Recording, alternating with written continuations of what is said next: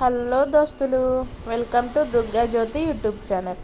మన ఛానల్ని కొత్తగా ఎవరైనా చూస్తున్నట్లయితే సబ్స్క్రైబ్ చేసుకొని పక్కనే ఉన్న బెల్ ఐకాన్ని ప్రెస్ చేయండి. ఈరోజు మన ఛానల్లో కోడిగుడ్డు ఎండి రొయ్యల కర్రీ ఎలా చేసుకోవాలో, దానికి ఏమేమి కావాలో చూసేద్దామా. మీరు ఎప్పుడైనా ట్రై చేశారా ఈ కర్రీని? ట్రై చేయకపోతే వెంటనే ఈ రెసిపీ చూసి ట్రై చేయండి. ఇప్పుడు ఈ కర్రీకి కావాల్సినవి: కోడిగుడ్లు 4 టమాటాలు, 1/2 కిలో ఉల్లిపాయ, పచ్చిమిర్చి 6, రొయ్యలను ఒకసారి వాటర్లో కడిగి పక్కన పెట్టుకోండి. వాటర్లో కడగడం వల్ల ఇసుక లాంటిది ఏమైనా ఉన్నా, డస్ట్ ఉన్నా పోయి ఫ్రెష్గా ఉంటాయి. ఇప్పుడు స్టవ్ మీద కడాయి పెట్టుకొని ఆయిల్ వేసుకొని, ఆయిల్ బాగా హీట్ అయ్యాక మనం ముందుగా కడిగి పక్కన పెట్టుకున్న రొయ్యల్ని బాగా వాటర్ పిండేసి ఆయిల్లో వేసుకోండి. రొయ్యలు బాగా వేగాక ఉల్లిపాయ, పచ్చిమిర్చి వేసి బాగా వేయించుకోండి. రొయ్యలు బాగా వేగాలండి, అప్పుడే నీచు వాసన పోతుంది, లేకపోతే కర్రీ బాగోదు, నీచు వాసన వస్తుంది. ఇప్పుడు అందులో ఒక 2 స్పూన్ల పసుపు వేసుకొని బాగా వేయించుకోండి. మనం ఇందులో అల్లం వెల్లుల్లి పేస్ట్ ఏమి వాడమండి, ఎందుకంటే అల్లం వెల్లుల్లి పేస్ట్, మసాలాలు ఇవి వేయడం వల్ల టేస్ట్ మారిపోతుంది.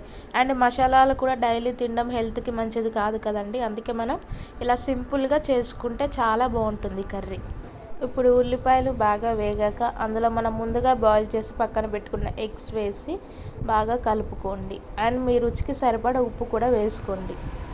ఒకవేళ మీకు ఇష్టం ఉంటే రొయ్యలు వేయకముందే ఆయిల్లో ఎగ్స్ వేసి వేయించుకొని పక్కకు తీసుకోండి, లేదా ఇలా వేసినా ఇలా కూడా వేగుతాయండి. అలా ఒక టేస్ట్ ఉంటుంది, ఇలా ఒక టేస్ట్ ఉంటుంది. ఇప్పుడు ఎగ్స్ వేసి బాగా కలుపుకోండి. అందులో మీ టేస్ట్కి సరిపడా సాల్ట్. ఇప్పుడు కర్రీని బాగా కలుపుకొని మూత పెట్టుకోండి. మూత పెట్టుకొని ఒక 2 మినిట్స్ ఉడికించుకోవాలి. గ్యాస్ సిమ్లో పెట్టుకోండి.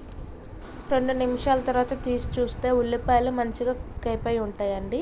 ఇప్పుడు అందులో ఒక 2.5 స్పూన్ల కారం వేసుకోండి. ఇది మేము ఇంట్లో పట్టించుకున్న కారం అండి. కారం ఇది ఎక్కువగానే ఉంటుంది. మేము 2.5 వేసుకున్నాం. ఒకవేళ మీరు తక్కువ తింటే తగ్గించి వేసుకోండి, లేదు అంటే ఎక్కువ కావాలంటే ఎక్కువైనా వేసుకోండి.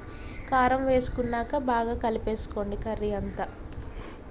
ఇప్పుడు ఇందులో 4 టమాటాలు కట్ చేసి వేసుకోండి. కలపొద్దండి, కలపకుండా మూత పెట్టేసుకోండి. ఒక 5 నిమిషాలు సిమ్లో ఉంచి ఉడికించుకోండి.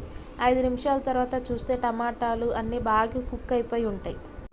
ఇప్పుడు టమాటాలు, ఎగ్ మొత్తం బాగా కలిపేసుకోవాలండి. కూరని ఒకసారి బాగా కలుపుకున్నాక ఒక చిన్న టీ గ్లాస్ వాటర్ అందులో వేసుకోవాలండి. ఎక్కువ అవసరం లేదు, ఒక చిన్న టీ గ్లాస్ వేసుకొని బాగా కలుపుకొని ఒకసారి మూత పెట్టి 5 నిమిషాలు సిమ్లో ఉడికించుకోవాలండి. మనం ఈ కూరలో ఎటువంటి మసాలాలు కానీ, అల్లం కానీ ఏమీ వాడట్లేదండి. చాలా సింపుల్గా చేసుకోవచ్చు. మనకి ఇంట్లో దొరికే ఇంగ్రీడియంట్స్తోనే చాలా సింపుల్గా చేసుకోవచ్చండి కర్రీని. అండ్ చాలా టేస్టీగా ఉంటుంది, త్వరగా అయిపోతుంది. అంతేనండి, 5 నిమిషాల తర్వాత చూస్తే మనకి ఎంతో టేస్టీ అయినా, ఈజీ అయినా కోడిగుడ్డు ఎండు రొయ్యల కర్రీ రెడీ అయిపోతుంది. ఈ కర్రీని మీరు ట్రై చేసి ఎలా ఉందో మాతో షేర్ చేసుకోండి. అండ్ మా రెసిపీ కనుక మీకు నచ్చితే మీ ఫ్రెండ్స్కి షేర్ చేయండి. వెళ్తూ ఒక లైక్ కొట్టి వెళ్ళొచ్చు కదా దోస్తులు.